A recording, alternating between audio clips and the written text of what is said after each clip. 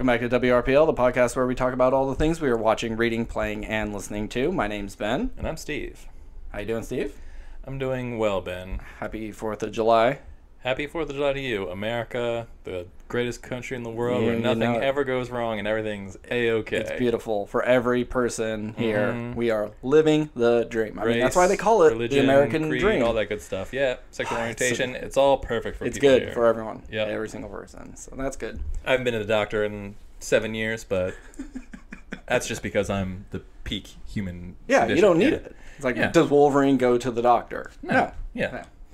Well, the world's a strange place, and later we'll be talking about some Stranger Things. Hey! Great segue. Well, good wordplay. Yeah. Well played. I got only a few things. Steve got jack shit. Yeah, it's been a slow week for me. Yeah, no problem. But you have something, so I'll start. So I watched The Sadness. It was a movie by a Canadian director, but he does all of his stuff in Taiwan. And it's on Shudder right now. So not to interrupt you already, but do you know why this Canadian director specifically works in Taiwan? Because I think that's where he was born or where his family comes from, and so he just does very Taiwanese-centric stories. Oh, so he's a Taiwanese person just raised in Canada. Oh, yes. Okay. Yes. I thought it was just like some white Canadian guy who's just like, no, some hockey hoser is just like, yeah, you betcha. Okay. So, Sadness is about a couple, I think his name Kat and Jim, and she's going off to work, and they're kind of having a tiff about vacation time and things like that. They can't get their schedule synced up, but they get ready for the day. She goes to work. They're noticing like lots of cops out. There's bodies on the ground being covered in sheets, and you know they're getting news reports on their phones about a virus. It's called the Alvin virus. What a dumb name. They already went through Simon and Theodore. Yeah. So it's the different variant. Yeah, this is the. You think you would start with Alvin because it is Alvin, Simon, and Theodore. Right. You get to Theodore and it's bad. And maybe that is the case because they're saying like, you know, this virus isn't all that bad, but one doctor saying, no, it actually is kind of acting like rabies, and it just kind of lays dormant, and then it kind of explodes and takes over. And we should take it a little more serious. So he drops her off, and pretty much on the way home, someone comes in to the little corner shop and just starts killing people. The first major death is a hot oil fry basket to the head, and then starts trying to pull his melted face off. Oof. Yeah, real bad. And I guess I should say, when this virus activates, you turn into a rage-filled zombie. You're not really focused on eating flesh. It's more of you really need to kill and rape everything in front of you, and look happy doing it. Like they're smiling. Their eyes turn all black, like they're shark eyes, and they just have big smiles, and they're laughing and screaming and just like. It's horrifying, and of course they're fast since they're not decayed, and they're chasing him through, and he's getting home, and his neighbor is infected, so he has to kill the neighbor, and we got to get back together. And so when the woman is on the train to go to work, there's a pervy guy just trying to make conversation, real nice guy stuff of asking her about her book, and she keeps saying like, I just want to read, you know, please leave me alone. And then he keeps going and going, and she's like, okay, enough, I'm gonna call the cops if you don't fuck off. And he's like, it's just no one can take a compliment anymore, you know, I was trying to be nice and you had to be rude. I'm like, people these days. And then the infection takes him over and just starts stabbing people on this train, just multiple, as fast as you can, in your ribs, in your neck, your back, just going to town on everyone. And this is one of the bloodiest, gruesome movies I've seen. It's gnarly. Stuff is flying. If you've seen Peter Jackson's Dead Alive, you'll understand, but not as cartoonish. It's a lot, but it seems like it makes sense, because if you have someone who's rabid, who's just willing to rip into you in any way, your blood's gonna spray everywhere.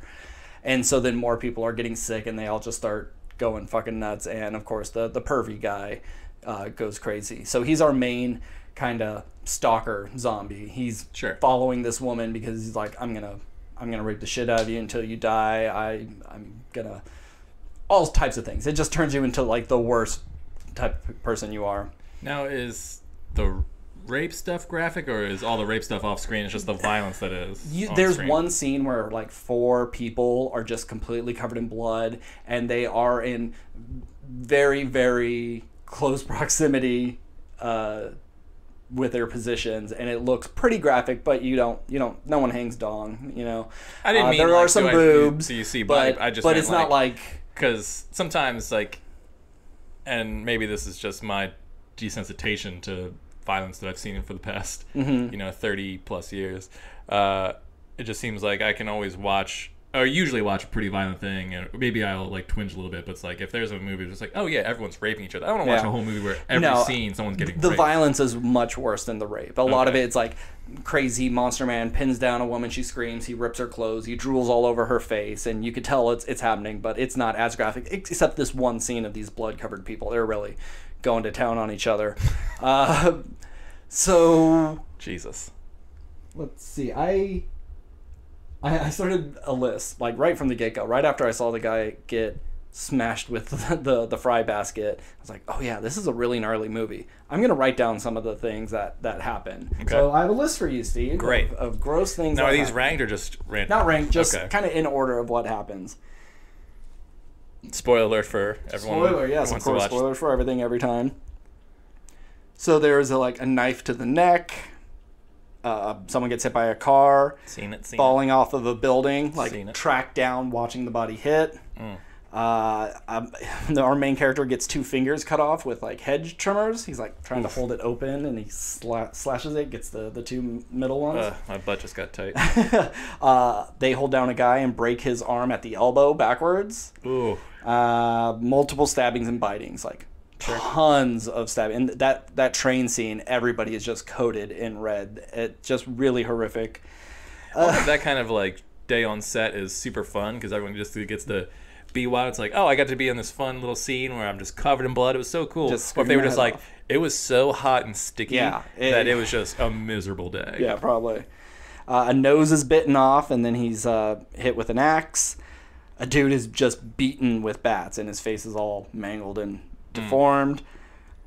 The Secretary of State or of Defense or whoever it is, he comes on TV with the president, and he turns while they're on air, and he shoves a grenade down the president's, or puts it in his mouth and blows his head off in front of everyone. Awesome. It was a really good edit too, going from guy with grenade to exploding dummy. It's pretty good editing. Sweet.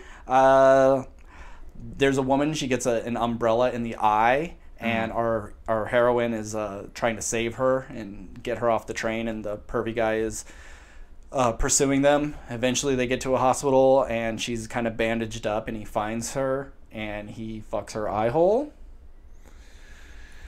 Ben.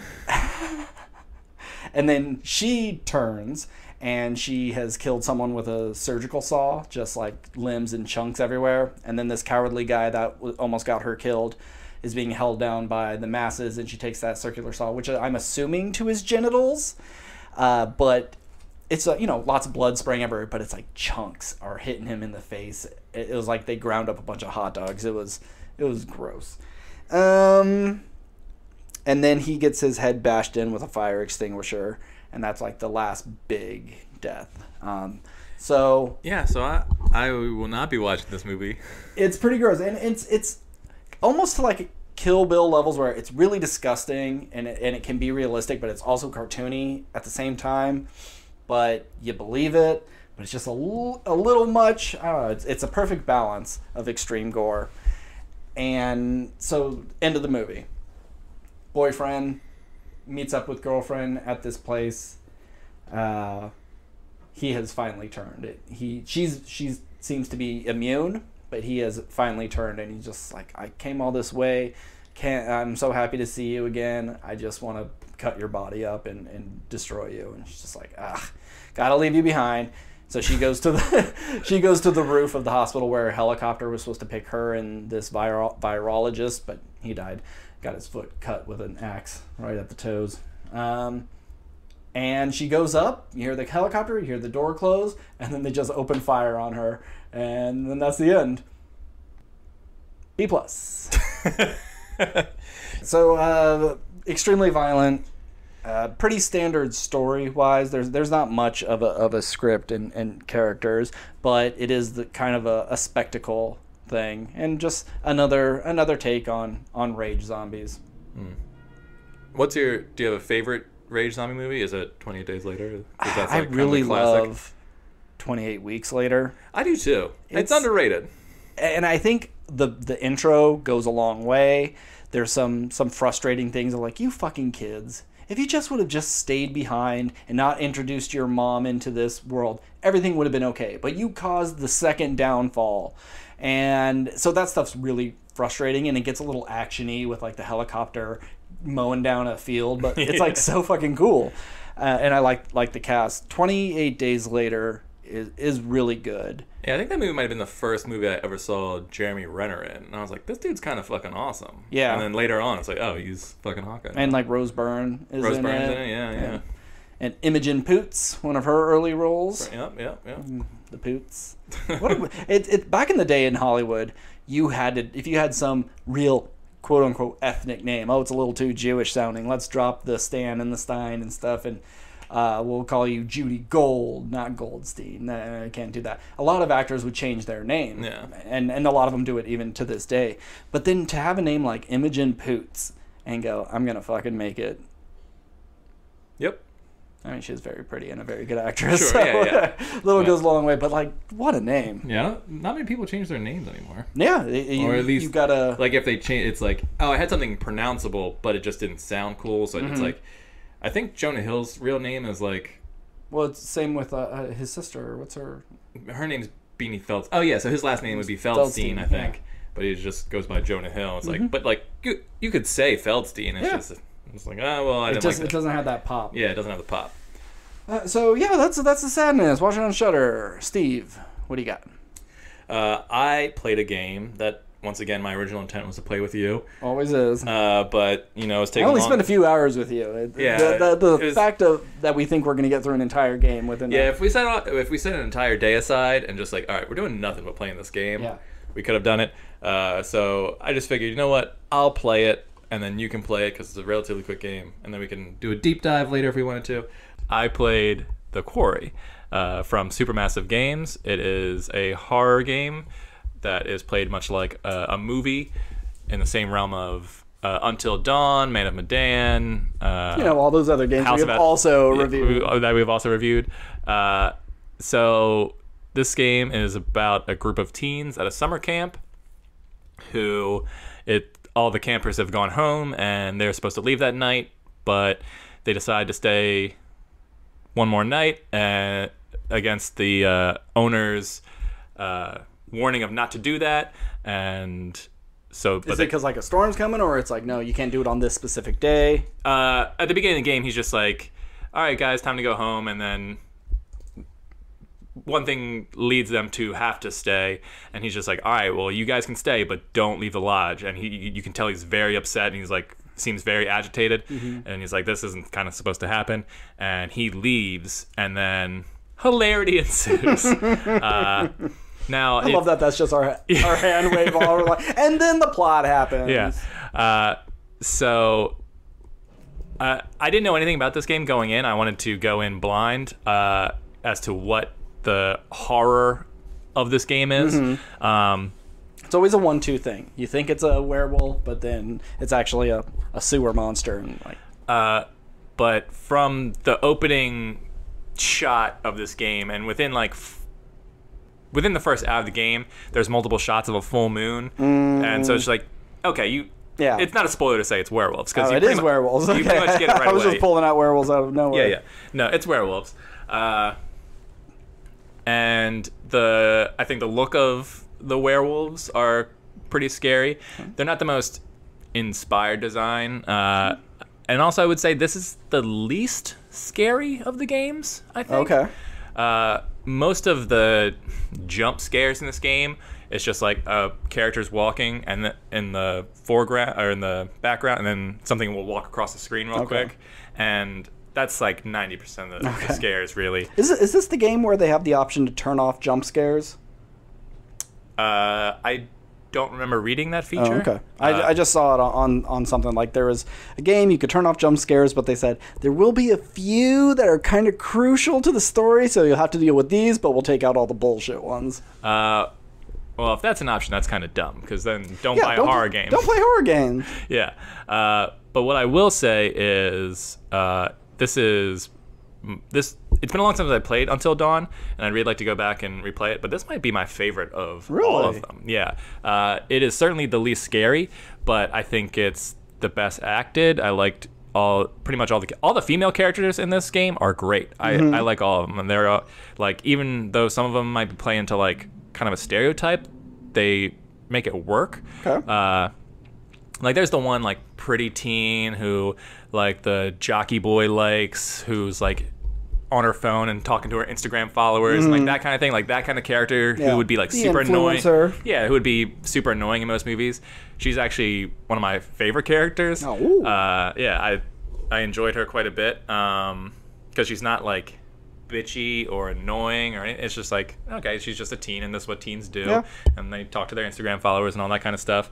But she's not a bitch at all, which is like, you could have easily leaned into. That's a nice breath of fresh air. Yeah. All the dudes in it I didn't really care for. Like, characters actually got better as they went along, if said characters lived. The character played by Justice Smith, who, you know Justice Smith, right? Yeah. Pokemon. Yeah. Pokemon. Ryan Reynolds' son. Yep. He is probably my least favorite character. Okay. Not because his character is bad, but because that actor, it seems like he's so uninterested in being in movies and stuff. Like, just the way he talks, he's just like, I'm just here for the paycheck, man. Like, he's not a bad actor. It's just I just don't enjoy the way he speaks. Okay. And that's just the total me thing. But yeah, all these games have like, my biggest problem with them is like their eyes are just so dead, and they're always like looking off into like every which direction. This game, I don't think had that problem at all. Like, I think it's the best written, the best acted, the best looking. The gameplay was a lot of fun, but the part that sucked for me, because I always try and keep everyone alive to the best of my abilities, and I did so bad the game ended before it got to the true ending. Wow. So I think there's 12 chapters. I stopped at the 10th. So once the 10th chapter was over, I just got to one of the endings. And did you get everyone killed? No, 2 characters actually survived. That seems to be about right for you. 2 to 3. But like, every time a character did die, it was because of basically gun dynamics of the game. So the first one was on me. Ariel Winter's character died. She was the first one to go. And I had a gun pointed at someone, and I purposely missed, because I was like, okay, maybe this will be a thing. Like, I'll fire as like a warning shot kind of thing, and it won't like kill me. Yeah.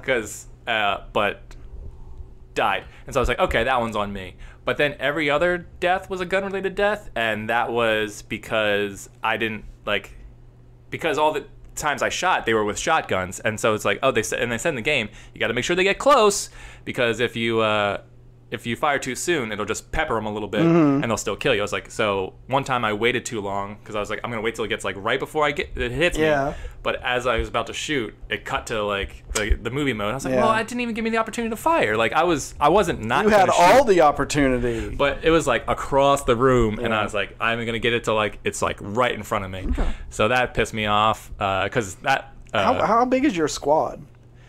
So I think there's 9 playable characters, but you really... And you had 2 survive? And I had 2 survive. Wow. No spoilers. 3 survive. Ooh, is one like a head in a jar? Half their body got cut off? 3, I think 3 survived, but 2 came out completely unharmed for the most part. Okay. Yeah.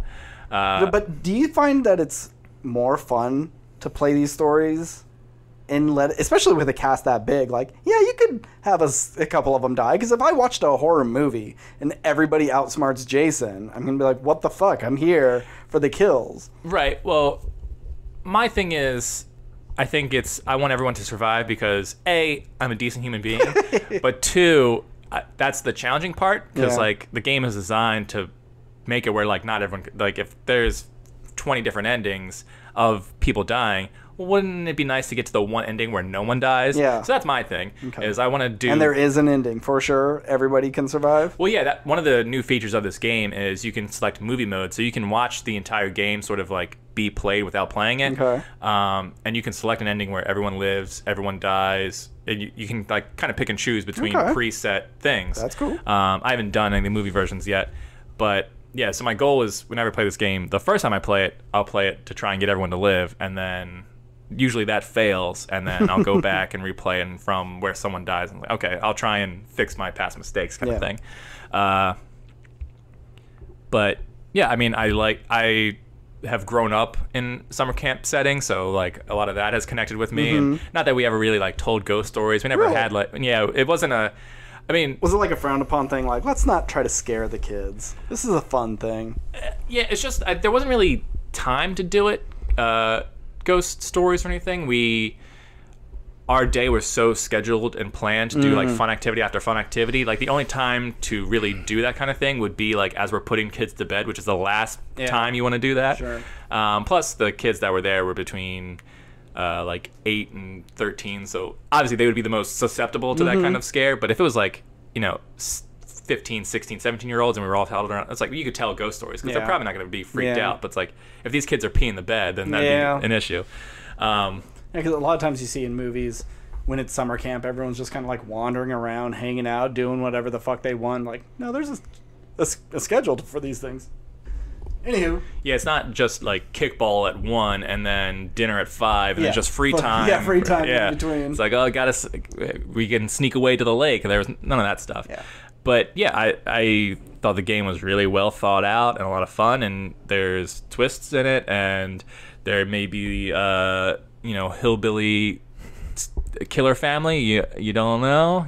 I won't spoil that for you because I think that's already spoiled for me. Oh yeah. Yeah. But anywho, it has a great cast. I'd like to see more of these games. They're certainly not for everyone. I wouldn't go into this game expecting you to be scared out of your mind. I think there's other games from Supermassive that have done a better job of it. But I think this is a quality level that I'm looking forward to. If they can do this level of game making and then just up the scares, this could have been an A+ game versus just a A- game. Okay. And which one did you say was your least favorite? They all kind of flow for different reasons. Like I'll think one game is the least interesting but the most scary, or that has the best story but like has the worst characters. So they all kind of like are in the same area for me. But my least favorite would probably be unless I'm forgetting one, I want to say Little Hope. Okay. I think Little Hope is just doesn't have I think the most interesting story is House of Ashes, but it's not as scary. And Man of Medan is the scariest, but not as an interesting story as Little Hope. Okay. I think so. Little Hope is just like a rung below everything, but it's not bad. Okay. And I think the cast is like the least interesting, I guess. But it's between that and Man of Medan. Okay. Cool. Anything else for that? I don't think so. I just really enjoyed it, and I look forward to hearing your thoughts on it. And yeah, I'll get to it. See who survives or doesn't survive or whatnot. Oh, now how do I want to play it? Do I want to be wild and loose? Try to do my best to save everyone. Yeah, I guess. See, I try to do my best to save everyone. I failed, so you might as well just do whatever you want. Yeah. Well, I watched a new movie, direct-to-streaming exclusive, on Paramount Plus. It was Beavis and Butthead Do the Universe. I didn't know this was coming. I guess this was I hadn't heard of the goddamn thing. His big pandemic thing. Mike Judge, got a bunch of people together to work on this. And I'm kind of like really enjoying like South Park. I don't need to watch it as a show anymore. I kind of am enjoying that they're just doing these movies, like when they get a part 1 and a part 2, and I still need to watch Streaming Wars. But I like that formula, and I like this for Beavis and Butthead. Like, I would hate for them to redo the entire show. Like, we don't need to see an ongoing series of that. But yeah, because Beavis and Butthead, I didn't grow up on Beavis and Butthead. Obviously, I knew of it.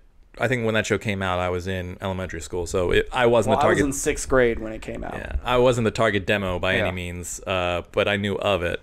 Do those characters translate at all to this new period in time where they strictly like an early 90s creation? They can only really exist in that sort of space. I think that's one of the pros of this movie is, even though they are of their time, they fit wherever you put them because they are so stupid and oblivious to things, and they're just the dumbest people in the world. It doesn't matter if you put a cell phone in front of them. They don't go like, oh wow, what an amazing piece of technology. They're just like, okay, whatever. And like, they just roll with it. So you could really stick them anywhere. And it's not like they were so heavily referential. They were just like, it's more of their abusive comments to each other are of their time, calling someone a butt munch or whatever. And, you know, the old cornholio stuff is very of its time. And we would probably not make those jokes today.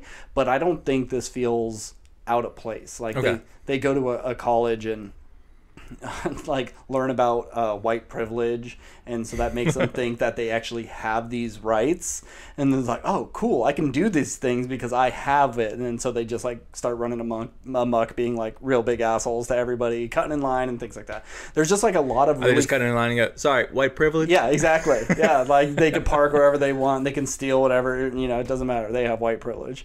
It's actually kind of a funny bit. They have a lot of these funny little bits where you take the really stupid, crude, immature humor and just put it in this more modern setting, and they pull it off. It's a really funny, and even characters like Beavis gets an arc. He like grows as a person. He tries to become more than just this one-note character, and it's really funny. He like falls in love with Siri on the cell phone, and it's a lot of like really good bits like that, and it's not as gross as it could have been, but I highly recommend this movie. If I had to make my top 10 right now, I bet it would make my top 10. Because I don't think I've ever seen a full thing of Beavis and Butthead. Really? Surprisingly, yeah. It was just, by the time it was over, would be the time I think where I could have like started watching it, and I just don't remember it ever like having reruns on TV or anything. For whatever reason, it was just like never was in my zone. I remember Beavis and Butthead Do America was like a big thing when that came out. That was like 96, 97. Yeah, but I didn't see that either, and that was a pretty popular movie. Like do you like that one? Yeah, I did like it. Yeah, but this is better by far. So if there was is all of the show and both those movies on the same, what is it, Paramount? Paramount Plus. Paramount Plus? I don't know. I think Do America is, but I don't know if the show is. But yeah, because if they have other MTV stuff, so why wouldn't they? Yeah, if there was a one-stop shop, if they had all that on Paramount Plus, maybe I'll start, maybe not necessarily watching the whole show, but watch those two movies. And I think the show's a little harder to go back to. I think not just animation-wise, but pacing, they'd be more of a slog, I think. Yeah, I imagine the show doesn't carry quite as well. Yeah. But remember that show Mission Hill? Yeah. Yeah, I always kind of correlate those two. Not that they necessarily look alike, but I just feel like they kind of had the same vibe. And I loved Mission Hill growing up. Yeah, that actually had real stories. Yeah. Beavis and Butthead was just dick jokes. Fair enough. Okay. Yeah. Well, maybe I'll do some Beavis and Butthead research and get back to you. Yeah, I recommend it. All right, cool. And you don't have anything else, do you? Yeah, just the core. I've been busy this week. Cool. Well, let's talk about Stranger Things, season 4, part 2. Well, I think all of season 4. All of it, but I think we may have talked a little bit about it. I think we were going to, but you decided just not to wait till part 2 that makes sense. Out. Yeah, so I don't think we have, on the pod at least, we haven't talked about it at all. So I say let's hold off on the last 2 episodes. Okay. And just kind of talk about the beginning parts. Sure. And where we were at the beginning. Oh my God, it was so long ago. It was last month. and I know, but that's an eon in content yeah. saturated world. So where do we start? Hopper's in Russia. Hopper's in Russia. 11 doesn't have her powers. She's living. She's living in California. Living in California with Will. Will's mom. What's her name? Joyce. Joyce. Having a tough time at school with school bullies. Yeah. Misses her friends. Mike misses 11, and Lucas is trying to be. He's on the basketball team. Yeah, he wants to be a cool kid now. He doesn't want to join their D&D bullshit anymore. And Dustin is playing D&D with Will with our new character Eddie Munson, who's their dungeon master. No, not with Will. Will's in California. I'm sorry, Mike. Yes. Yeah, Mike and Dustin. Mike and Dustin, yeah. Yeah. Still being nerds.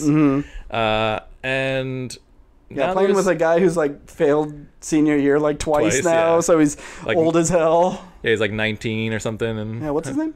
Eddie Munson. Eddie, yeah. Yeah. And then some killings start happening. Yeah, people with like troubled pasts, something horrific that has happened to them, they're being pulled into the air and wrapped up into like crumpled balls of paper. And the first one is this jock guy that's friends with Lucas, or Lucas is trying to be friends with his girlfriend. She goes first, and she dies in the home of Eddie because she was trying to buy drugs because she was freaking out. She thought she was hallucinating all these horrible things. Yeah, but just want to kill, drown it out, kill the pain. So then she's killed right in front of him, and that's how he gets like swept up into the bigger story of the Upside Down. And so, what do you think about Vecna as a villain this season, as compared to the Mind Flayer, which was the big villain for the past 2 seasons? He's much better because he's an actual person you could talk to, and he can, express things, and it's not just I'm some big thing creature that's coming to get you. Why? I don't know, because it's a big weird thing. He could actually articulate his evil plan, and the fact that he is, he comes from our world and has ties with 11, just adds to it, because the thing in part 3, just like a big goopy amalgamation of all these people that it absorbed, and it was just a big monster. It's just a thing to kill, just like the Demogorgons, just like the dogs. They're just something to fight against. But this can actually taunt you and actually have feelings of itself. It's a much better villain than we've seen before. Right. What do you think of Vecna's look? As a big fan of Face Off and practical effects, did you like his look? Or? I think it looks good. It's just every time I look at it, he looks like Frank Langella's Skeletor and Swamp Thing, and it's functional and it's cool, but when you do it, this meets that with it. When I can just like really see two very distinct looks, it kind of kills the main look. There's nothing about it that's completely unique, but it's still cool. Yeah. I'd say that all their other monsters, the Demogorgons, the big thing in the mall, those were all kind of like better looking monsters. Sure, yeah. But for something that you could have to emote through, yeah, I think it's something that's choice. humanoid. Yeah. Yeah.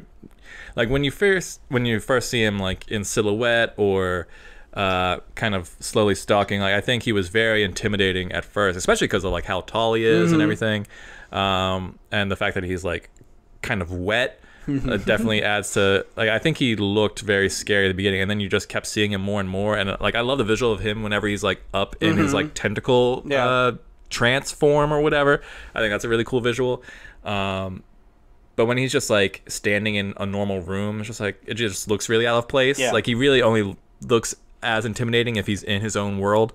But yeah, I feel like he needed like a cloak or something, just some like cool piece of and like it would almost be like, why would he wear that? Why would he need it? Yeah. But it's just like some sort of accent, like if he had like the Doctor Strange sort of like, not cape, but like little like something a collar, a belt buckle, some boots, something to sort of make him seem not just like monster-esque, but also like obviously he's super intelligent, but just sort of give him like an identity outside of I don't know, he's just very Swamp Thing. He's just buck naked. So I think it looks good. I think it's effective. But as he almost overstayed his welcome by the end in terms of like looking at him. Okay.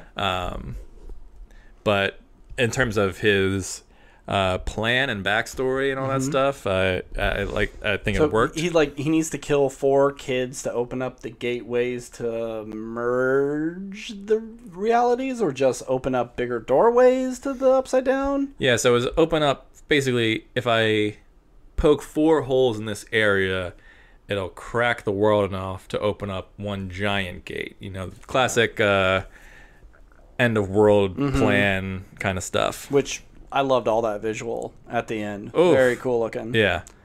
But they said that like season 5 was going to be a time jump, like a couple years, not a couple of months or a year, but because I think they're not going to even record or film it for a few years so they can let the kids grow up even more. Yeah. So what's going on with the town in the meantime? Does it just go out? Is it deserted? Well, do they revitalize it? And yeah, the fact that it happened and then cut to 2 days later and everyone's like, there's a bunch of people still like hanging out in town. I was like, wait, just slowly packing that's out. it? Yeah. But we'll get to that in a sec. So we're talking about Vecna. What did you have? What do you think of all the characters this season? That I thought everyone... of all the main people, did you like where everyone's story went? Is there ones that you didn't like? Yeah, I mean, I think Mike and Will and Will's brother Jonathan, and Jonathan's the only character I didn't like this season. They didn't have anything for Jonathan to do. I did not care about the Jonathan. cast is way too big, and when you add new characters every season, people start getting pushed.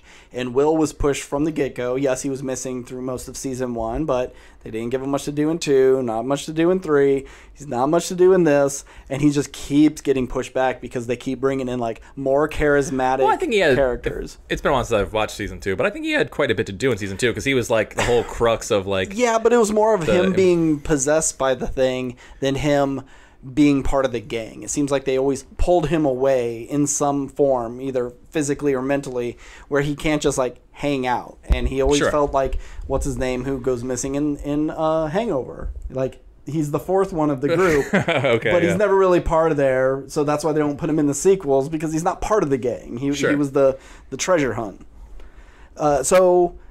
Yeah, Will needs to do something for next season. He needs to be the big player. Him and Elle need to really be working together or something. Yeah, I think if any of the main cast dies, it should probably be Will, but I want Will to do like the big heroic thing. He doesn't deserve it though. He's been the victim of all this. He got pulled into it just kind of like Eddie. He didn't deserve to die because he just happened to be wrong place, wrong time. So it's to have Will die is really sad. But you're not going to have Mike die because... No, Mike can absolutely die. 11 doesn't they can Mike. all die, but I'm saying like... They're just... They paired everybody. It's like, oh, Steve and Nancy. Oh, are we going to get together? I can't wait for my future plans with you.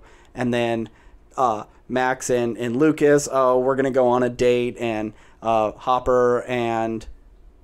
Joyce.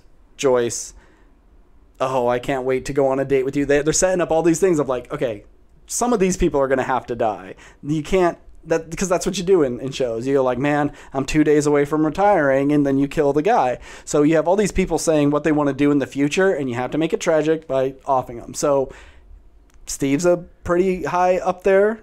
If anyone's going to go out Blaze of Glory style, sacrificing themselves, it's got to be Steve. Sure. And they're not going to kill Lucas. They're not going to kill Maya Rudolph, Maya Hawke. And I don't think you could kill Will. I think he needs to survive. Kill Mike. Fuck Mike. Who cares about Mike? Mike. 11 cares about Mike, and I think because 11's star of the show, they're not going to offer. Yeah, but they're boyfriend. always pulling them apart anyway. So just like. Which is more reason for them to get together at the end. Hug at the end and go, oh my God, I love you. But I think, it'll be between Steve and Jonathan. Those are the two big ones. I think of any of... All I'm saying is, I don't really expect any of the main kids to die, but if one does, my money's on Will. But I think Jonathan is a good one to throw away, because he can die saving Will or Nancy, or because like that'll be the big thing of season 5. Like, will she choose Jonathan or Steve? Even though like who gives a shit at this point? Choose Steve Harrington, of course. Not that weird shovel-faced, hillbilly-looking dude. But isn't it funny how like everyone hated Steve in season 1? Oh, he was such a good bad guy. He was such a good bad guy. But they turned it around. But then, season 2 came around, and then they made him Big Mama Steve. Yeah. And now he's everyone's favorite character. He's my favorite character. But absolutely. And even if they give him a little to do, he's still more interesting to watch than a lot of people. And I think it's just, if he wasn't as charismatic, if he was kind of a worse actor and an unlikable dude, they could have easily just killed him off in season 2 or whatever. But that dude is just like, you can't be mad at him. It's like the whole Jesse Pinkman thing with Breaking Bad. They like this actor and they like what he does with the character so much. And like, okay, we're going to change the whole thing for it. Yeah, Steve is essentially just a big old puppy dog, just because he's like so cute and adorable. And it's like, even when he like kind of pees in the carpet, and you're like, God damn it, Steve. You're just like, but he's just so like, he's not like an evil person. So you get to like, tussle that hair. Yeah, and every season he just like gets some weapon. He's just like, all right, guys, let's go kill some shit. Yeah. It's like he knows he's not the smart one. He knows he's not the guy with the plan. But he's like, I'm not gonna let these kids like go in there alone. I'm gonna take care of business, and that's why I like Steve. Steve is one of the most well-rounded characters on that show for sure. Him and Hopper are my 2 big ones. Yeah, Hopper's great, but they should have just left him dead. I think all that stuff in Russia was completely unnecessary. I was real tired of Russia by the end of the season. And there's some good action stuff. Yeah. Like I like the Demogorgon stuff, and I like what's his name, the guy who couldn't speak Russian. Yeah, their friend. Murray. Yes, he's great. Yeah. I love him and everything. So he saves that time because I don't care about Joyce at all. And if they just would have left him dead, she could have been in mourning, and they just move on.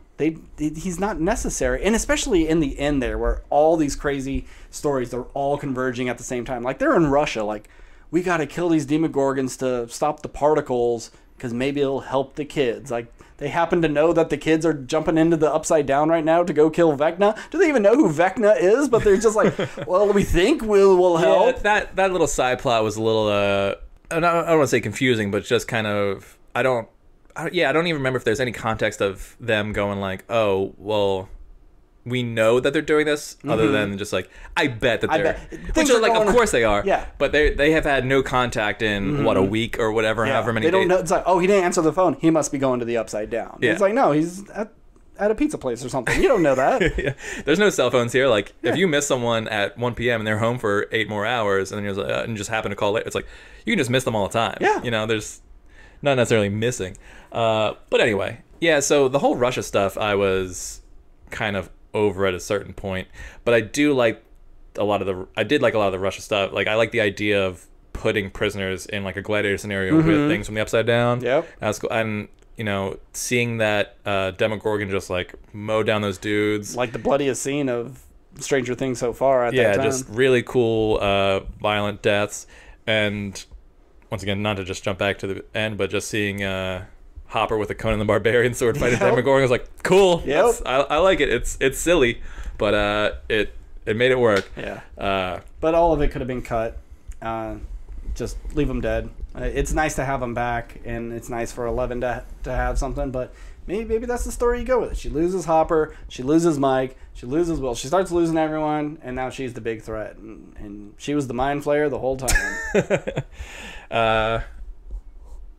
Is there any other characters you want to talk about, or just want to talk Max is one of the standouts of this. This is definitely really Max's season. Great performance. She's just a great character, but also should have just killed her. I don't need her to come back as some soulless husk or whatever they're going to do. Just have some stakes and kill someone that isn't someone that's introduced in that season. Yeah. That was the one thing, like when her bones were snapping, I was like, okay, she's going to survive, but I really wanted her to die. Not because I thought she was probably the best person this season. But it just really felt like you took away from some of the, you're right, they took away from some of the stakes. Like she should have just died. I know it's like, well, she survived, but like now she can't see and she's in a coma and Elle can't find her in her own mind, so she's like brain dead and all this other stuff. It's like everything in that episode worked. I mean, the one death that does happen, great, but the other, like Max should have just to prove that main characters can die. Yeah, you know, absolutely. Especially after last season where you said, "Oh, a main character died. Fake out, he's still alive." Yeah. You know. Let's see what else. I think of the main. I mean, 11's always good. Her whole stuff of getting her powers back was fine, and you know, it was. I was kind of bored with all that. Not that it was bad. It's just like it's all set up so you can get to these last two. Like 11 stuff this season wasn't all that interesting because it's just like, well, we're trying to give you your powers back, and now she's even stronger. and Papa's being some douchebag, whatever. Like it's like the stuff with Vecna, all that is really interesting, but just like her losing her powers and having to relearn her past because of, you know, it's all shit we've seen before. Yeah. And do something different with her. And that's like the best stuff with her is when she's with the boys and they constantly take her away from the group. And it's so boring. Yeah. And it's interesting to see this show that obviously is most of the time so well made and so interesting. Like when all these characters are interacting with each other, it's the show at its best. But it's so rare that they're all in the same room. It's like they're either all together at the beginning and then they all break up into their groups. And all the groups work. All the groups are fun to watch. It's just I want to see them together more. And then at the end they all get together again. Yeah. It's like, and that's every season. Every season. And it's just like, oh, they're finally together. That's so exciting, and you're so happy that they're together. But then it's just over so quickly. It's done, and then they're gonna break them up next season. Yeah. But I think this is a season where Dustin and Lucas really got to shine in a lot of ways, where I think this season, especially in the last episode, is just like, man, these kids can fucking act, man. Yeah. Like everyone was acting their ass off in that last episode. And there's a bunch of scenes in that final episode. I was like, this is some of the best stuff in the series. Like even through, like, 11 is just like crying and screaming the whole time. Yeah. And so every scene with her had to have been so taxing. Like all the boys get like jokes and like funny bits even when there's like serious stuff going on. It's like, sorry, Millie Bobby Brown, you're just gonna have to cry like every scene you're in, or like rage or be scared. It's like, it must be so exhausting being you know, 11, the star of the show or whatever. What do you think of the helicopter sleazy pilot guy Yuri? Did his shtick get old after a while? A little bit, yeah. Especially like they kept him around, and then he's gonna screw at the plane and hold him up, and it's more of, how do we extend this Russia plot? Exactly. And like, oh well, we got to redeem this guy now, so we got to put in a conflict that he creates and have everybody else convince him to do right, and now he's one of the good guys and we like him now. So yeah, it's just, I mean, it's what they do with everyone. I love a good prison movie or prison storyline, and I think it could have just been more interesting if they focused more on the prison stuff and Hopper's life there and getting beat up and dealing with other people on top of dealing with like Demogorgons or whatever. And then in like the last 2 episodes, that's when Joyce and Murray show up and they break them out, and then it's like, just nope, you break them out, maybe you slay a Demogorgon, and then you go home, like something just real quick with. And then it's just like, well, what does Joyce do for the rest of the season? Well, like maybe just put Joyce on the plane for the first half of the season. Who cares? It's gonna take a while to get there, so we don't need to cut back to her. I mean, I like Winona Ryder and she's perfectly fine in the show, but of all the characters, she always seems to have the least to do. Like all of her story is usually just aligned with what Hopper's got going on, which is fine because they're the 2 adults. You would obviously pair them together, but when she's up against Hopper in terms of like, you know, here's the action hero and here's the lady who just looks worried and helps out here and there, it's like, well, I wish Joyce had more to do than just be like the scared mom. You know, I think she had great stuff in season 1, but ever since then they just kind of carried her along. Not every character needs to return. Like, I'm surprised we still get Mike and Nancy's parents popping up in every season. And they make it seem like they're such important characters to Nancy and Mike, but they're like never home.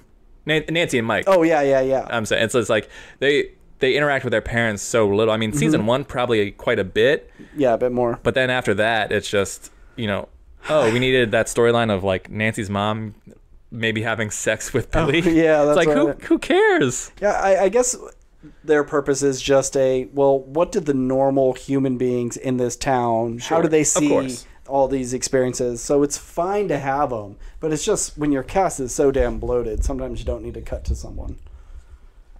Which, you know, after this last season, ended, I was thinking like, oh, this is now gone to the level of like Game of Thrones in terms of scale, because I feel like all the previous seasons were very small in the scope. mall, it was like a pretty big thing. Yeah. Of having that mall get destroyed. Now it's like the whole fucking town is destroyed. Yeah, like the cinematography in this last 2 episodes was pretty like they were mini movies. Oh yeah, for sure. Well, the last episode isn't even a mini movie; it's just a full blown 2 hour. Yeah, it's a long movie. Yeah, but just the sheer scope and a lot of the big wide shots were like really impressive. It's like, okay, what really. Were they saying it was like it was like $10 million an episode or something. It was like some ridiculous amount of money that they said that they spent to make these. Yeah, I don't know. I didn't see that, but I think what I saw was that the last episode had more visual effects shots than the entirety of season 3, apparently. Wow. Yeah, like that's how big. Well, they kept going into the Upside Down like it was nothing. You know, it's not half that episode was in the Upside Down, if not more. Yeah, they went all out for the last one. We didn't really talk too much about Lucas and the Jason character who is on the hunt for Eddie because he thought Eddie was the one who killed his girlfriend. Yeah. Like, Jason was just like a background asshole. Yeah, you just needed a threat. When you couldn't be a supernatural threat to foil the kids, you throw this guy in with his jockey, what are they called? Like, townspeople with pitchforks and... Yeah. Which, like, I didn't expect to see him split in half at the end. That was cool. Yeah, that was cool. Yeah. But, yeah, I didn't mind his character. I understand why a lot of people would hate his character because he's just a foil. Yeah. And he's just kind of playing like, oh, he's just the dickbag this season, which, of course, he is. So he's not, like, really a fully rounded character. Yeah. But he was fine. But I'm glad he won't be back next season. For sure. But at least they tied it in with like one of the other football popular kids. He was a victim of Vecna, so it tied it up. You know, it made sense that why he was there. But every time he showed up, it was just kind of like, come on, you're such an irrational piece of shit. Just die already. Yeah, but I think a lot of people would react the same way. It's like, how do you walk, like him walking into that room and just seeing like this ritual going on at the end? You're just like, well, of course he'd think that this is some sort of He hasn't demonic... seen anything supernatural so far. This is a totally normal reaction to this kind of thing. Absolutely. But I also, I'm not sure how I feel about the Lucas joining the basketball. Like, I like that he's like, okay, I can join a basketball team. I can try and become popular. Like, I like the idea of like, there's other avenues for this group to sort of diverge and like, okay, well, we're branching out. We're making new friends. We're in high school now. We're trying to grow up, and I don't always want to play Dungeons and Dragons and stuff. Yeah. But like that was thrown away after the first episode kind of thing. It was just like by the end of episode 2 or 3 or whatever, Luke was just like, oh guys, these guys are coming to kill you. Now I'm part of the group again. Yeah. It's just, I don't know if I would have liked to see more of them sort of challenging the dynamic of their group, or if I would just been like, I don't care about this stuff. I'll just get them together so they can fight more monsters or whatever. Really. So I'm both glad it didn't overstay its welcome, but at the same time, it's like I like seeing characters branch out and try new things. Yeah. And then if that doesn't work out, or they find that, well, these are my true friends, it's okay if I want to do other things and they support me, because they didn't come to his basketball game and there was like all this buildup of just like, oh, is Lucas going to be a problem and like sell them out? But like once he realized like Eddie's actually trying to murder not Eddie, Jason's trying to murder someone, he's like, all right, well, I better go back to this group because this guy's a psycho, which makes total sense. Yeah. But just like it just didn't do anything. They didn't betray his like true character of who he is just for some sort of arc. Right. Yeah, that was good. Yeah. All right. So let's talk about this last 2 episodes. I mean, the second last episode, that helicopter crash sequence was the first time I was like, man, they're doing like big budget stuff. I mean, this show always had like a big budget with the special effects, but really thought that was quite a fun bit, and I'm glad Matthew Modine's character is dead. Finally. Yeah. And then what's with this like? Oh, you have to trust me. I did it all for you. I'm actually a good guy. You don't need to try to redeem this guy at the end. He's the bad guy. I don't think the show was trying to redeem him. I think he was just trying to... Like a Hail Mary? Just a Hail Mary of just like, 11, just love me, I'm your papa kind of thing. And she's just like, no, you've been a piece of shit my entire life. And I like that she was just like, okay, bye. I don't think like he knew he was dying, so it wasn't like I'm a good person. It was just you're the closest thing I've ever had to a daughter. Like, you still love me, right? And it's just like, not really, bro, no.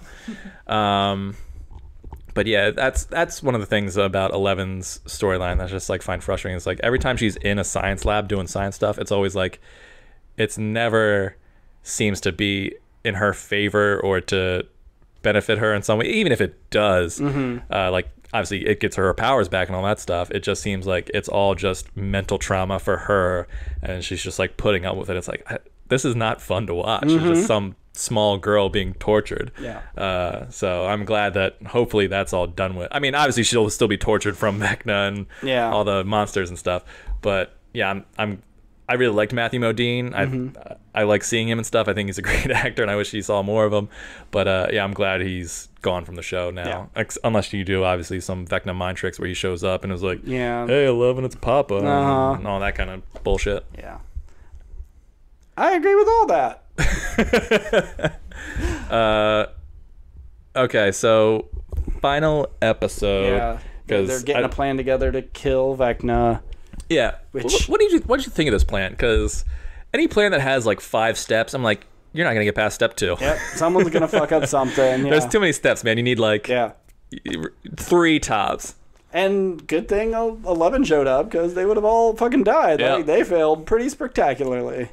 So yeah, they're trying to get like Max possessed, so because it's like they're in the Upside Down, but then they're inside someone's mind within the Upside Down, because they're like in the gym, right, where the dance was. So they're like, there's like multiple levels of. So yeah, so phase 1 was Max gets her mind attacked by Vecna, so he'll be in his trance state, very much like 11 is. So he won't be looking at the Upside Down world. He'll be looking at the real world in Max's mind. Molotov cocktail. Yeah, and so phase 2 is there's all those bats around. Dustin and Eddie will distract with a sick guitar solo, and the bats will fly away. So Steve, Nancy, and Robin can sneak in and Molotov cocktail, shoot him, and cut his head off.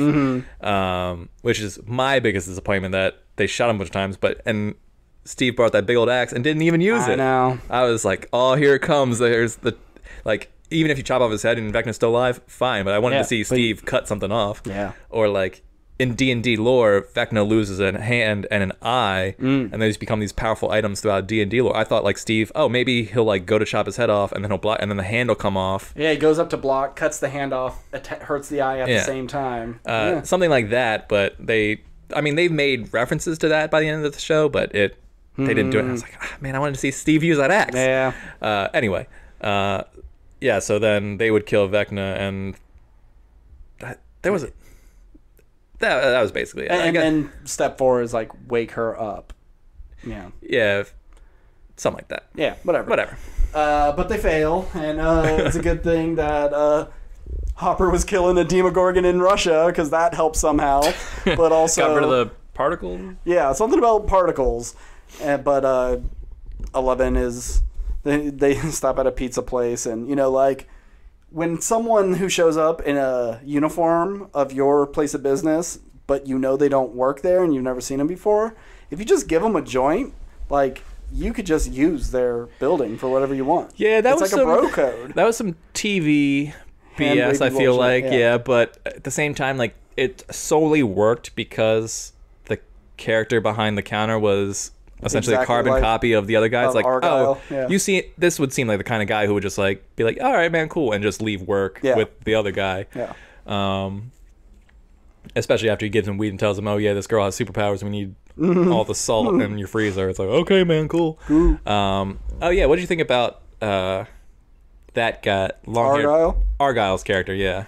I like that actor. I've seen him in some stuff where he plays usually the kind of the same thing. It's like his unique thing is he has really long hair. Really long hair, stoner type. Yeah, he was fine, but it's just, once again, you're adding another likable character to a cast of extremely likable characters. Do we really need another one? But I guess. He's not hurting anything. He's not bringing it down. Yeah, I mean, I liked him, and I think he fit with the group and was fun, but could the season have done without him? Probably. Yeah. Because it's not like he had a arc or anything. He was just kind of down for the cause because Jonathan was his buddy. Mm-hmm. He had the van. And yeah, he had the van. Someone with the van. But let me tell you, Ben, you're my best friend and all, but if you came to me and said, hey, I have this friend, she's got superpowers, there's giant monsters after us, and the government are shooting machine guns at us and stuff, and like I have now been I was a part of that initial, like I saw a monster, I saw someone shoot at me with a gun and stuff, I'd be like, all right, man, like maybe here's my keys, but you're on your own. Like I don't want to be part of this. I'm not gonna like join some grand adventure probably to try and like. I mean, I guess if you told me it was about saving the world, maybe I'd join you. But I don't know. It just seems like there was a lot of danger. This kid was just kind of like, all right, man, I guess we're here. Yeah. It's like, no, man, like get out of here. I want to live. But see, it's funny because he's one of those weed guys, and he doesn't even know what's going on. Fair enough. But yeah, so Max. All her stuff in the final episode. Let me just tell you, for the last 45 minutes of that episode, my wife was like crying the entire time. Really? Yeah, she like it seemed like every 15 minutes there was another scene where like children were crying, and so she was crying. And let me tell you, Ben, I got a little teary-eyed to be honest. Like I thought a lot of the stuff was. I mean, I didn't cry, but you know, because I'm a man, and men don't show they don't do that. Yeah, we don't even have the ducks for it. Yeah. But I thought all the emotion in this final episode was super effective. I think it all really worked for me. Like Lucas crying over Max, I thought was great, really, and you know, asking Erica to help was really good stuff. Eleven crying when she sees Hopper. That was really sweet at the end. Eddie dying, great death scene. Yeah, beautiful stuff. Like seeing Dustin cries, like watching a puppy cry. And like even Dustin like telling his Eddie's uncle like Eddie was a hero and all of that stuff. Like I thought that was really effective. And for Eddie's uncle we've seen for like 3 minutes on screen total, and just seeing like a full old grown man cry is always kind of sad. Like all these kids did such a great job, and I think that the writing was so well done, and like just seeing all this stuff come together so well was really like this last episode made Stranger Things, I think, into a whole new level of television show that it never was before, at least for me. Okay. So if they can sort of keep that going throughout season 5, I think this could be one of those shows that, you know, is, I don't want to say iconic because I think that word's thrown around too much. Sure. But like, as long as it doesn't pull a Game of Thrones, like it could be up there in one of those shows that people remember for a long, long time. Yeah, I agree. Especially since this show, I remember turning on Netflix, seeing the thumbnail going, I don't know what the fuck that is. And then within 2 hours, have everybody I know say, hey, have you started watching Stranger Things yet? And like how big it blew up, how quickly. If they nail this last season, it will definitely, people will forget about the kind of similarities between all seasons and the meandering of season 2 and 3, I guess, compared into the long run of stories. If they nail it, then people will just be like, yep, one of the greatest of all time.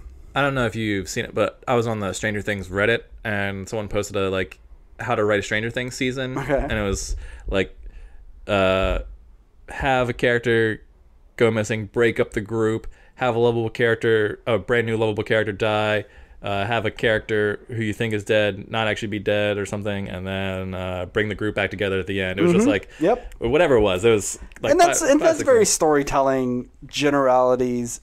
Anyways, it just seems more apparent in this, just because you're kind of forced to split up the group because you have such a huge cast. They're not all going to be hanging out together, so you're going to have to do all these little minor groups. So it's just much more obvious in this compared to other things. Do you have a favorite group that's together? Like, if of all the seasons, and like, what characters do you like seeing together the most? Probably Dustin and Steve. Yeah. Dustin, Steve, and Eddie, Robin. And Robin. Actually, Robin kind of rubbed me the wrong way this season. Oh, yeah? I thought she was a little overly animated. Like, they really hyped her character up. Yeah, they gave her a little bit more jitters. Yeah. But I mean, season 3, she was kind of like the laid back, like, you guys are so crazy. Like, But now that But she's experienced, now that she's experienced everything, she's like, guys, this is fucked up. Yeah, but it's just nothing she said or did really made me go like, oh yes, I remember how much I love that character from season 3. Yeah, and anything with Steve and Dustin, because like I don't care about Lucas as much. I don't care about Mike. I don't care about Will. I like 11. Jonathan's my least favorite character now on the show. Mike is number 2 in terms of like. It just, once again, I don't think they really gave Mike much to do other than be 11's boyfriend. Yeah. And that scene where, you know, Will's just like, hey, man, you're the heart of this group. I was like, is he, though? But, okay, fine. You know, he was their go-to leader in season 1. Because they played in his house, right? Yeah. So that's... He was the dungeon master at the time. So that's like your default. Whoever's house you hang out with, that's the leader of your he group. was the one who discovered 11 and all that stuff. Like... I was cool with Mike in the beginning, but now that he's, you know, gotten older, just, I don't know. He's nothing but 11's boy. I feel like everyone else kind of gets more heroic moments where Mike's just like, his main job is just like to care about Elle, which is a perfectly acceptable mission. Sure. Especially being, you know, the girlfriend who you love. But that whole, like, speech he makes, I think it was an effective speech. Sure. As he was saying, I was like, oh my God, this show is just... a live action anime because it's all about the power of like friendship and love that gives you like a power boost that like helps you defeat the villain, and I was like, oh, okay, it's whenever someone makes an enheartened speech about love and friendship and all that stuff, and it just always kind of goes like, all right, man, like, is this really gonna work? But it was effective enough in the show, so I didn't mind it. But I almost rolled my eyes a little bit. It's just very tropey. It's like, you need to do it. Sure. Speaking of Mike and 11, is there a relationship you like the most on the show? There's Steve Nancy, Steve Jonathan, Max Lucas, 11 Mike, I guess maybe Will and Mike at this point. It's a little one-sided. Dustin and Steve. No, I mean, obviously Dustin and Steve are the best, but not in a relationship form. Do you care about any relationships? Not particularly. Lucas and Max just seemed like we gave it a try, but we're just going to end up being friends in the long run. Mike and 11, don't care. I would say maybe in season 3 I liked Hopper and Joyce. Jeez, why can't I remember her name? Hopper and Joyce, even though it was really kind of like toxic and he was kind of fucked up and like, I don't know. He came off kind of as a bad guy, but I liked the dynamic that they had, and I wanted them to get together. But everybody else is like, you're just a bunch of kids. You're not gonna. Yeah, I can't tell if I don't like the relationships because I don't buy them, or I don't like them because they're just children. I don't care about children's relationships because like, oh, they're not gonna work out anyway in 20 or 10 years.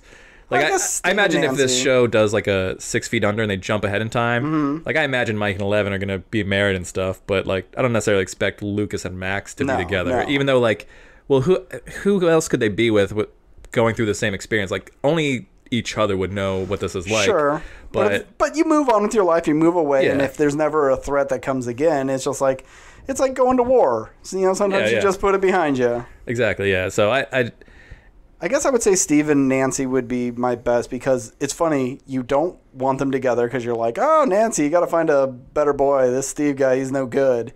And then you start liking Steve, and then you start rooting for her and Jonathan like, oh, I didn't see that. That's a unique sort of pairing. I like that.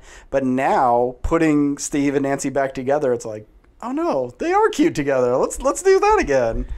Yeah, it's that thing where, one, it's a classic movie TV thing where it's just like, oh, the cute girl's in love with a popular guy, but the popular guy's a dick, so it's like, oh, well, let me try this dumpy nerdy type. Yeah. Oh, he's real sweet, he's good for me. And then you realize, well, like, actually, yeah, he's sweet and all, but he's kind of a fucking loser. You know what? I'm gonna go back to the hot guy. I'm gonna go back to the hot guy. And it's like, oh, and the hot guy. And he's learned and grown. Yeah, sign me up. I changed him. He's different. He's complicated. No, but yeah. So Steve's the best, and I honestly don't care where Nancy ends up, because I feel like I liked her this season, because I like that they gave her kind of like a journalist aspect to do. Yeah. Because I don't really remember what her deal was for the first 3 seasons, other than being like the relationship one who's like just looking after Mike or whatever. Yeah. I can't remember. I don't remember she actually had goals. Yeah. So I'm glad that they gave her something more to do, other than just be the female relationship one. So for a finale, emotionally effective, action-packed.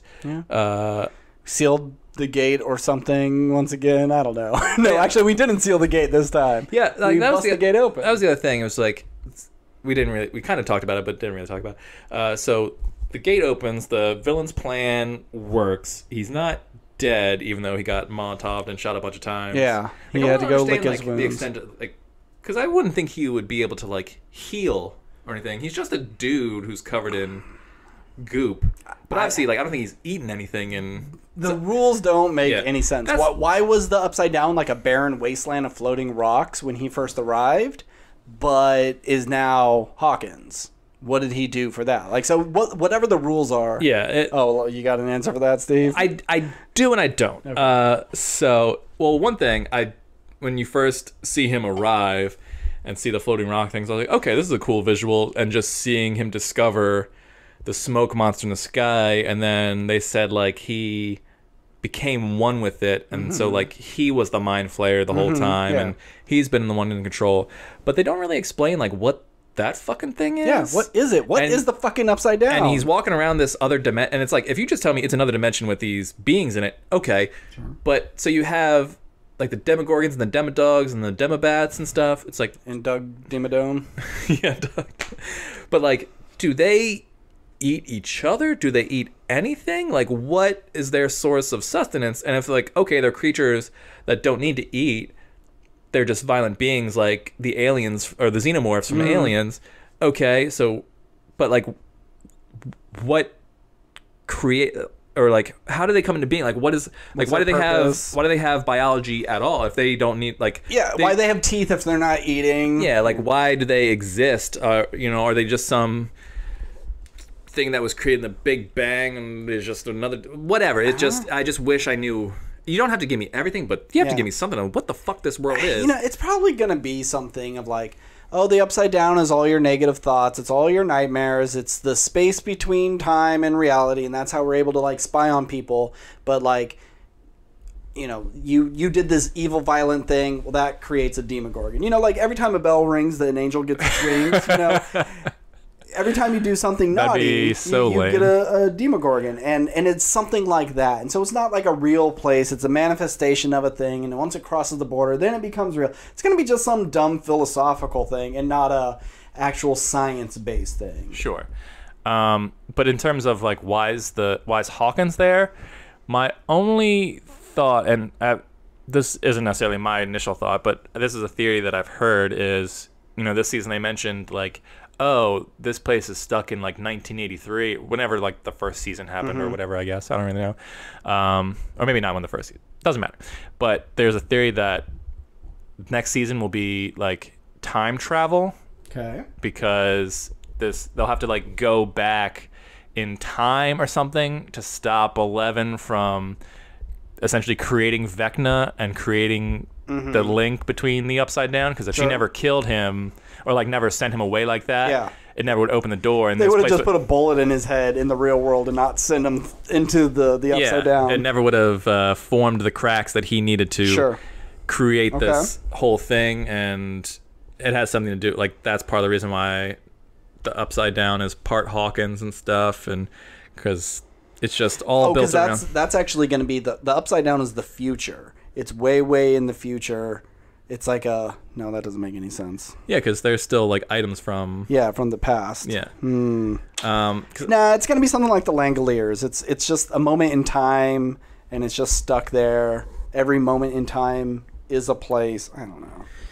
I don't fucking know. But yeah, time travel sounds like, about right. Just a world where there's no there's vegetation because there's trees and this plant that is the hive mind or whatever, but like doesn't seem to feed off of anything. It's just, I just need something to tell me what the fuck this world is and why it is, and I don't know. And my guess is you'll never really find out. No, probably not. Probably not. And like, so also I think in season 1, if you spend too much time in the Upside Down, it can like poison you and get you really sick. Like, you can go in there for a little bit and be fine, but like Will was like super fucking sick because coughing up worms. Just coughing up a bunch of gross stuff because essentially the air is toxic after extended period of time.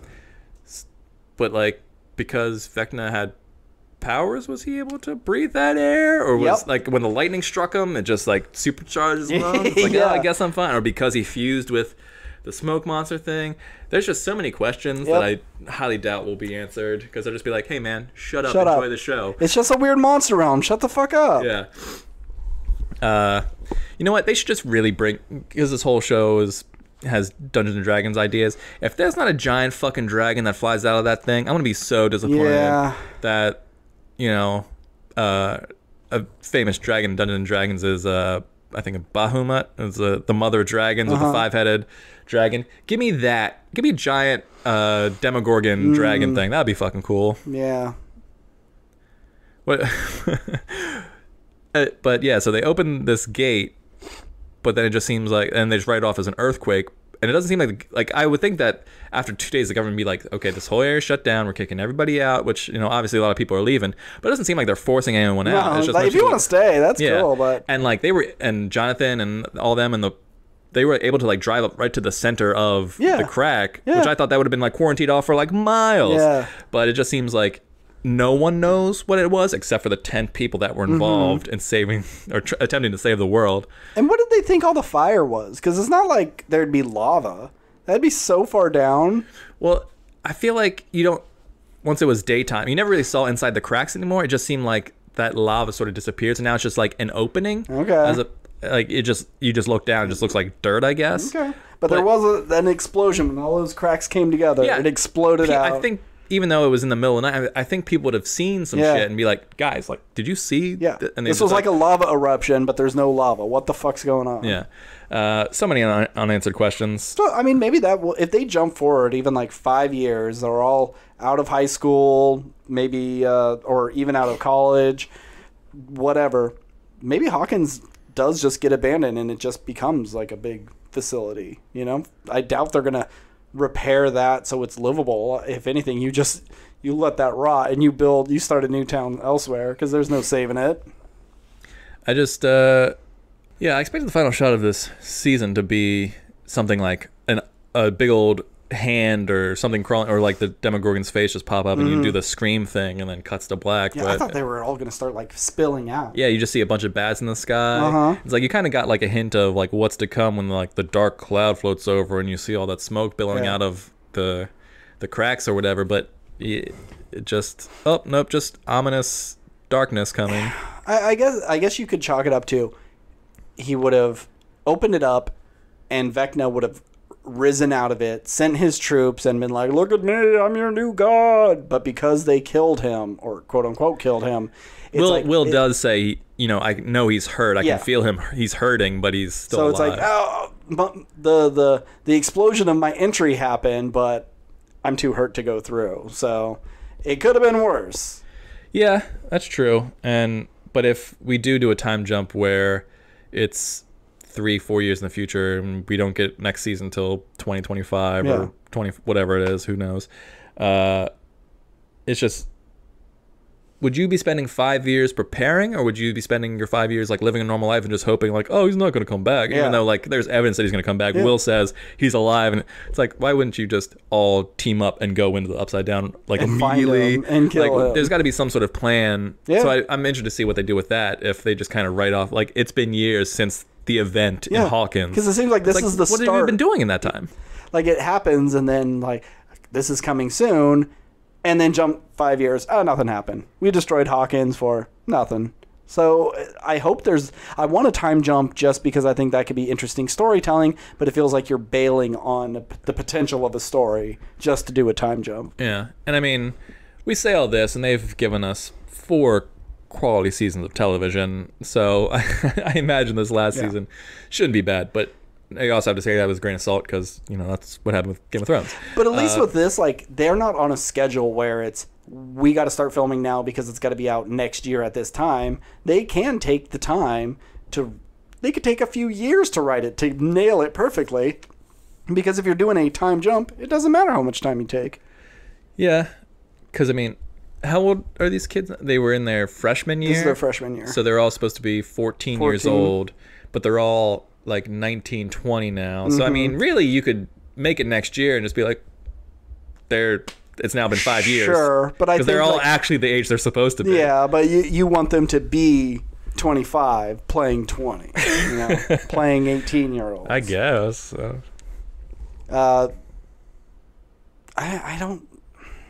I don't know what I want for next season. That isn't just, okay, get rid of the big bad once and for all. You know, Will finally admits that he's gay to everybody and they all give him a thumbs up, you know. There's no way. I cannot see Jonathan in that time being someone who looks like he does to be accepting of his brother being gay. There's no way. He would have instantly called him the F word and said, "You're not my brother." Yeah, they've gone through some shit, but he just looks like the type of dude who has those ideals. I could cut that out. That's no big deal. No, I mean, you can keep it in. I just don't know if I agree with that. Because I think that's the case of you can't really judge a book by its cover. And yeah, they've been through some stuff, and there's plenty of people at that time and even before that time who were like, you know, I don't understand you, but I'm not, you're my family. It'd be different. It's like, maybe if it was just a buddy of his, or just like, oh, you've been gay this whole time? Like, have you wanted to sleep with me this whole time? Like, that kind of stuff. Like, but if it's his brother, just like, look, man, like, whatever, man, I love you. You're my brother. Just don't let me catch you making out with some dude. Like, I could see that maybe, but I don't have a problem with that aspect of the show. It's fine. Yeah, I don't really care what they do because I haven't been super disappointed. You know, I don't love season 2, but there's still lots of good stuff in it. So, yeah, I mean, I think I was looking at the IMDb scores of all the episodes, and the only score that's under like a 7.5 or something is that episode. That episode, yeah. That's so funny that they're like, oh, we're gonna make some cool spin-off show. We're gonna introduce these characters, and people are gonna love them. Oh, it's gonna be so awesome. Oh, actually, no, everybody hates that. Never mind, didn't happen. And it's funny because whenever they show flashbacks of Eleven doing heroic things in season 2, she's wearing like the leather jacket and has like the punk look, and so whenever they cut back to it, it seems kind of out of place.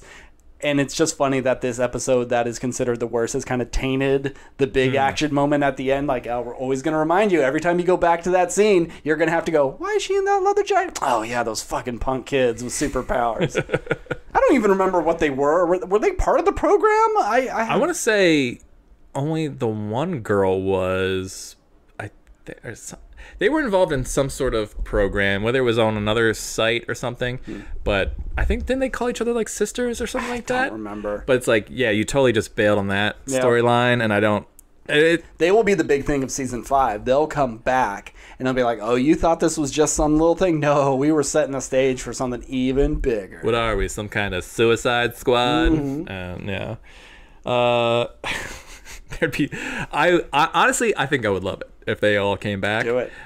Just to piss all the fans off. It's just like, oh, Eleven's about to die, and then as Vecna's about to deliver the killing blow, here comes whatever girl with whatever power she has, and it's like, oh, what's going on here? And it's like, you thought we forgot about them, huh? Nope, we're bringing them back, and they're gonna save the day, and they're gonna be the reason why you love them again. So we're gonna make you love that episode. Yep. And I just want everyone, like Mike and Lucas and all them, they all just look at each other like, we don't know who this person is.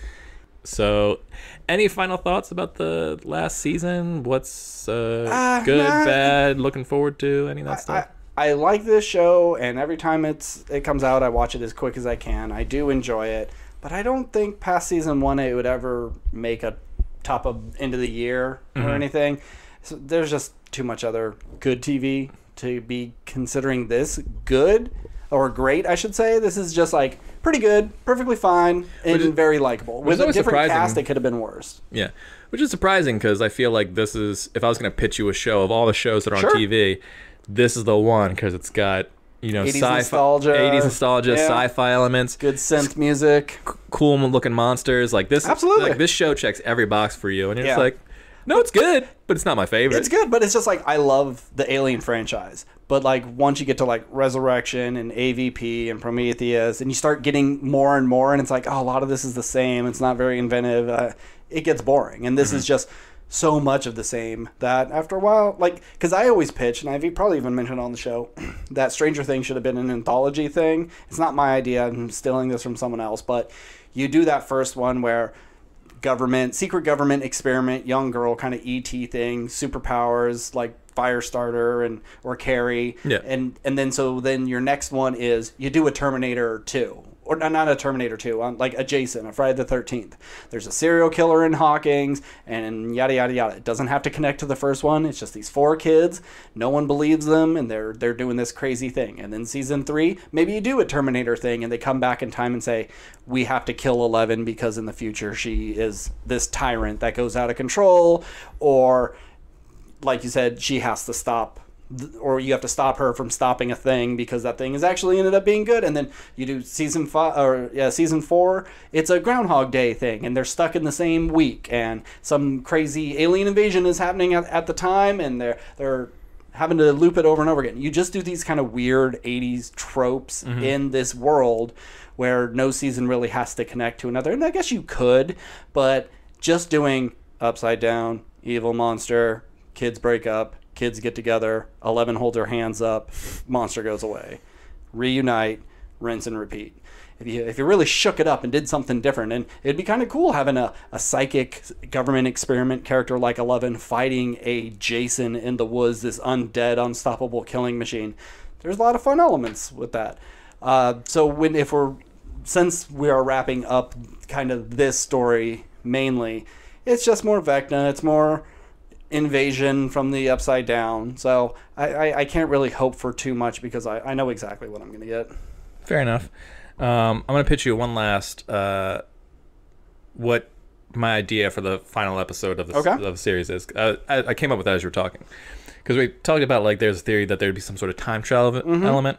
It's like, what if, there was all this, like, justice for Barb shit and everything like that. It's like they time travel. They stop Vecna before he becomes Vecna. The world's saved, and it's bittersweet because, like, they save the world, everyone's safe, but Mike and 11 don't run into each other the same way. So it's like they don't go on this big adventure or whatever. Okay. So maybe that's the sad part. It's like, oh, if we do this, I'm not gonna remember you anymore. And she's just like, well, it's the only way, and it's a sad thing. And they'll probably meet again, but it's like, will they find the love that they did? Because maybe by going back in time, she also, like, maybe negates her powers or something like that. Sure. But it's like so they save the day, and then you run in, it's like Nancy's in school, and then it's like, oh, hey, Nancy. And then it's like, oh, there's Barb there. And then you see Eddie in the background, like, playing Dungeons & Dragons. It's like all the other characters who you loved. And who has died. Like, Joyce is with Hopper, but she's at work or something, and then she's a nurse or something, right? Didn't she work at a grocery store? Or whatever. But, like, she runs into Sean Astin's character, and they're just like, oh, hey, but it's like, no one remembers, but, like, everyone who you loved has survived and everything. In the world. Like, that's my pitch. Okay. It's like, all these characters who you love that are, like, you're sad they died, guess what? They're coming back in the final episode. And that's how you can, like, kill off some of these, like, you kill off Dustin in the first episode and make people furious. Well, by the end, if there's a time travel thing, you're saving Dustin. Oh, yeah, there's, like, they all die, and so, ooh. That'd be fun. Yeah. But because I want to see, like, really horrible things happen. Not necessarily to the kids. It's just like, but I guess also to the kids. Just in the fact that it's like, okay, if there's this gateway to essentially the underworld and all these demons and monsters coming out, like, I want to see a bunch of, like, mass destruction and death. Like, I want to see, like, what our world would be like if alien invasion came from underground kind of stuff. Like, it'd be interesting to see next season. I hope it's not just like, oh, well, luckily something's keeping them inside for this long, and it's like, but they're about to break free in 24 hours and all that kind of bullshit. I want to see them pour out. Vecna's powering up, and once he reached full strength, then he's able to break through. I want Vecna, like, floating in the sky, like, summoning all the monsters out, and then, like, the military's coming in, and they're shooting missiles, and, like, all the bats are, like, swarming the helicopters, and they're going down in big explosions, and then you got Demodogs eating the military, and, like, tanks are getting knocked. Like, I want to see some wild shit, man. I want to see. Yeah, you're going all out. Yeah, I mean, Netflix canceled like all their shows except for Stranger Things, so Yeah. like they got to put all their money somewhere, man. Yeah, you send Will back from the future, but you don't let us know it's Will. You do one of those things. Like a Terminator thing. Yeah, and like not that like he's his own father or anything, but like it was important for Will to be the one that does it because of his connection to it. Something, I don't know. And then you do the reveal by you accidentally kill Will, and then this adult time travel character slowly fades away, and you go, "Oh my God, it was Will the whole time!" Wow. Yeah. Whatever. Time travel's weird to introduce, especially in something that it hasn't had time travel. They've just had flashbacky stuff. So I think it'd be if it was something that was kind of set up throughout this, you know, that maybe that's one of the things they wanted to use 11 for. But that's not set up in any sort of way. Yeah, I think if the only way they would do a time travel element isn't actually sending someone back, it'd be the Days of Future Past thing where you send someone's mind back in time, which like I think you could probably do in the context of the show.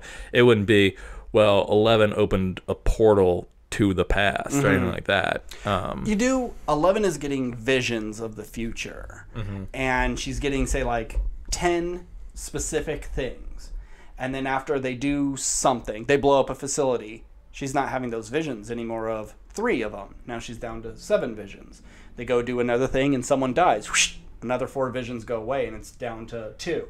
One, I see our future and it's bleak, and one, I see our future and it's amazing, and they don't know what it is that are causing it. And so you kind of have this kind of time travel aspect of affecting the future without having to send anybody back. And then that's the big decision. Oh, Elle, you gotta pull the lever. No, don't pull the lever. You gotta do it. And then she does it, and then whatever vision, the bad vision goes away, and I made the right choice, but maybe it's at a cost. Something like that. Yeah.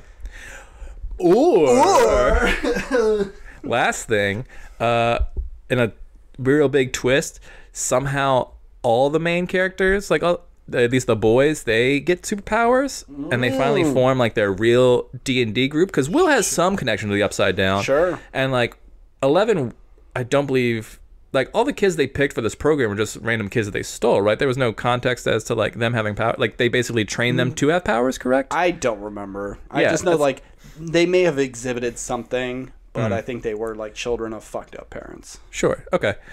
But it'd be interesting if like they all become like a superhero team at the end.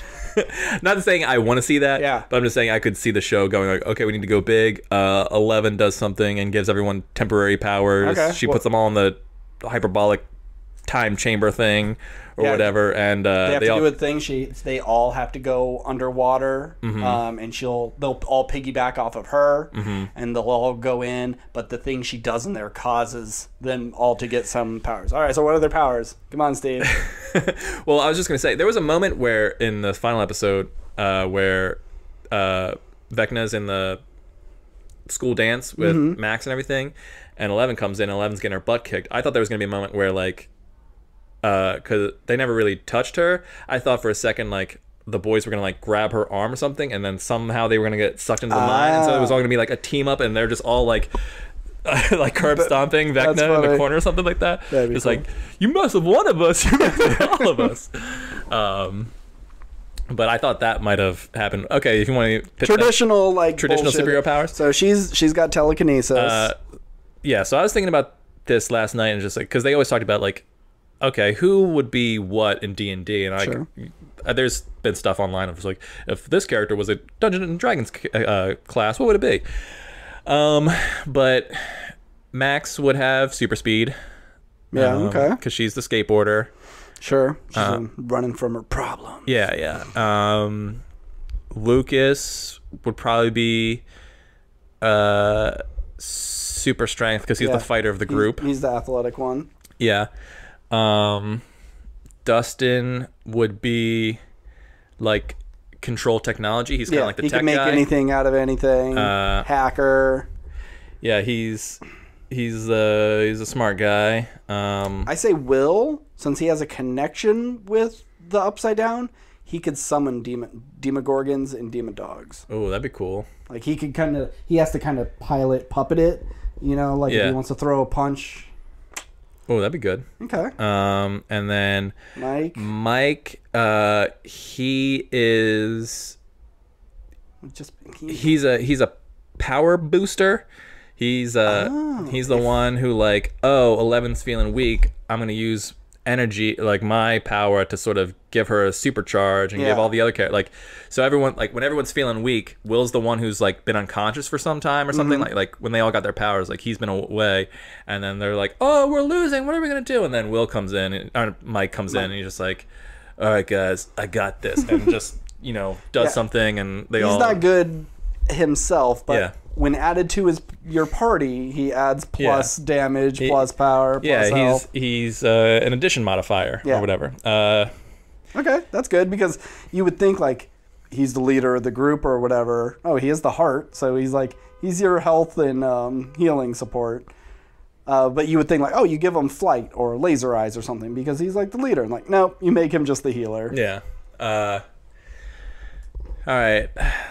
Hopper. I mean, I guess you're giving him all power. I'm giving him. Well, I guess Hopper would probably be the one with super strength. No, I think he would just be. He'd be like the Blob or Juggernaut. Like immovable. Oh, like he couldn't get hurt. Yeah. Kind of thing. Okay. Like no matter what you toss at him, or the dude from Umbrella Academy could absorb the damage and get it back. I think. Joyce would be like Sonic Screams or something. She'd be like Banshee. Flight and hyper screams. Yeah. Wait, you said that for Joyce? Joyce, yeah. Nancy would probably be... Robin should be flight. Okay. Yeah. Maybe Nancy's like accuracy. She's like a Black Widow, like proficient. She's a sharpshooter, knife thrower, something or other. Hand to hand.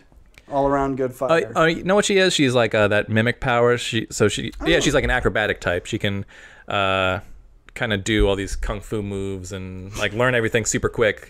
Like she can just mimic everyone's technique kind of thing. Not do it to a superhuman level, but she can like just acquire skills quickly. Mm-hmm. Okay. And then Steve, homeboy just fucks, man. Just maximum charm.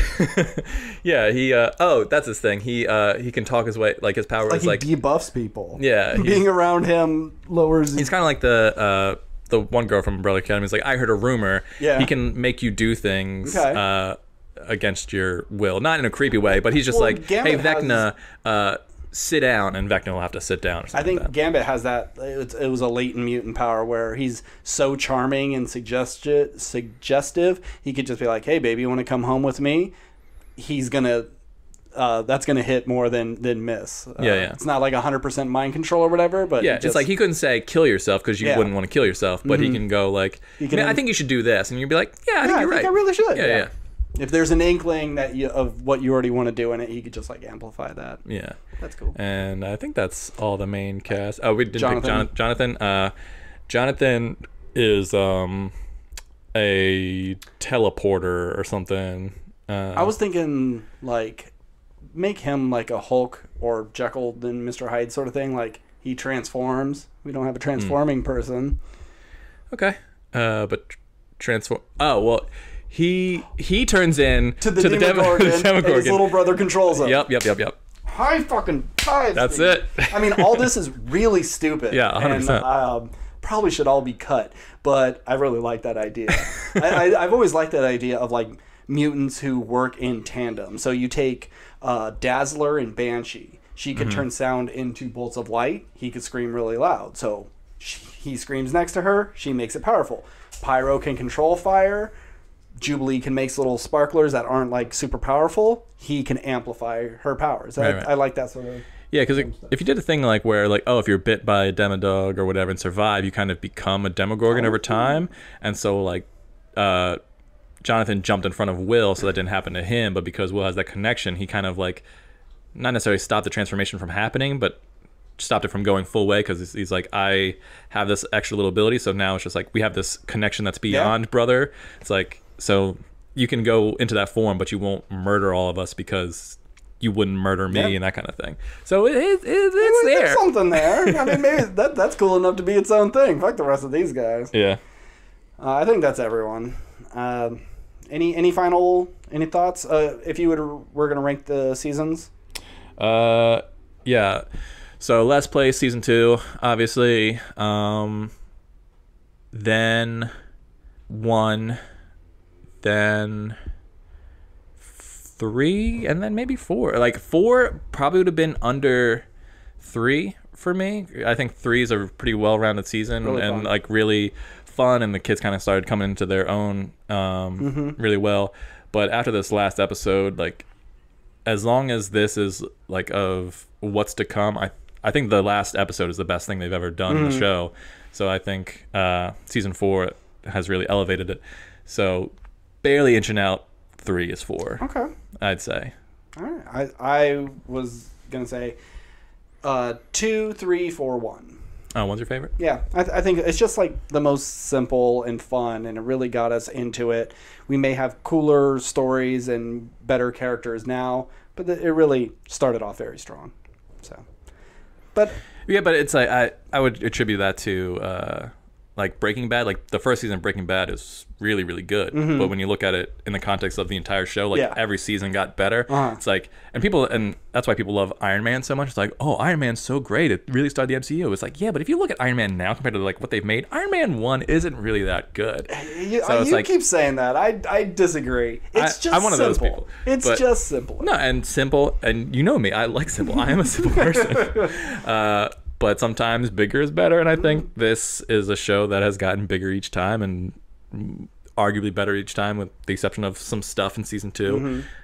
So I think there's a case for all of it. Yeah, I think that there's a case for season 1 being the best for sure. But I was just thoroughly impressed by the end of this season, and I wonder, had they not broken up season 4 into 2 parts, if I would be like, okay, well, I watched it all very quickly and the pacing threw me off, or because they broke it up, it's like, oh, well, now that I'm just on the hype of this last 2 episodes, I kind of, whatever about the rest of the season. I don't know, but just really, really enjoyed season 4 and look forward to season 5 whenever that comes in the next decade. Yeah. Let's see. Let's make predictions. Okay. Episode 275 will be our Stranger Things season 5 recap episode. Write it down. 275. 275. All right. All right. I guess that's it. That's it. All right. Well, I got to get home for dinner. Yeah. If you want to get in contact with us, we are at WRPL Podcast on Gmail, Twitter, Instagram. Hit us up with all your comments and questions and concerns. As always, I'm Ben. And I'm Steve. Good night.